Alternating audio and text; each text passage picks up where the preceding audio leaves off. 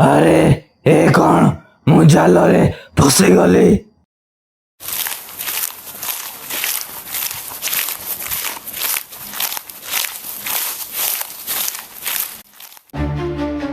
ଆରେ ଏ କ'ଣ ବିଚିତ୍ର ଘୋଡ଼ା ମୋ ଜାଲରେ ପଡ଼ିଛି। ଏଇ ଘୋଡ଼ାର କ'ଣ ପର ବାହାରିଛି ବୋଧେ। ଏ ଘୋଡ଼ାଟି ଉଡ଼ନ୍ତା ଘୋଡ଼ା ଆଉ ଭଲ ହେଲା। ଏ ଘୋଡ଼ାଟିକୁ ଯାଇ ବିଦେଶରେ ବିକ୍ରି କଲେ ପ୍ରଚୁର ଟଙ୍କା ମିଳିବ। ଏ ମଣିଷ, ମତେ କାହିଁକି ତୋ ଜାଲରେ ଫସେଇ ମତେ ହଇରାଣ କରୁଛୁ? ମତେ ଛାଡ଼ିଦେ କହୁଛି।